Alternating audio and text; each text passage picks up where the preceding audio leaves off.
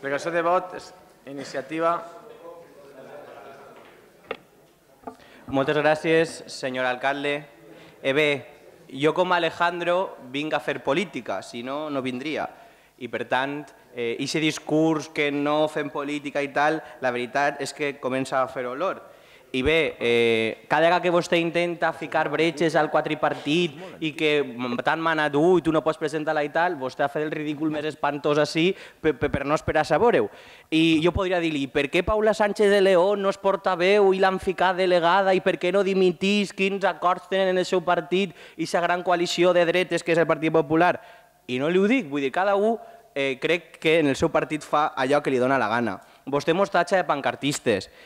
Bé, jo crec que el pamfleto no només és per un costat. Jo recordo aquestes grans pancartes que algú tenien d'agua para todos i aleshores poques veus escoltava. I mocions polítiques, mocions partidistes. Vostè acusa la meua de sesgada, de política.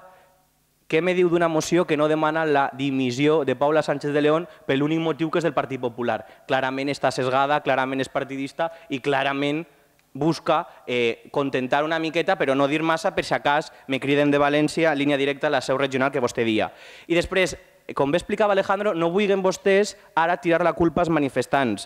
Jo recordo quan en la manifestació se va anar a casa Rita Barberà i jo no vaig anar, me'n vaig anar a berenar perquè me pareixia mal. Vull dir, i te puc assegurar que va anar molt poca gent, no va anar tanta com érem. Després, quan en la seu del Partit Popular, on sí que vaig anar a demanar responsabilitats perquè cessaren a Paula Sánchez de León, una persona va tirar un ou i te puc assegurar que tot el món se va girar a demanar-li que, per favor, que siguera pacífica. I que siguera pacífica perquè sabíem que s'estava esperant la mínima per a sesgar aquests vídeos que tant és agrals de l'Intereconomia, que s'inventen que es tiren per terra, que s'inventen que los agreden, que los xillen i no sé quantes històries, perquè la qüestió era pegar-li la volta a les coses i dir que els malos no eren els que pegaven en porres, eren els xiquets que alçaven llibres. I això era la qüestió. Igual que la qüestió era dir que els mestres no defensen l'escola pública, sinó defensen part del seu sou. Sou experts en donar-li la volta a la tortilla i, per tant, per això votem que no, perquè ja n'hi ha prou de manipular. La gent sap molt bé per què la moció s'ha aprovat i és perquè condenem la violència i vostè diu mai en la vida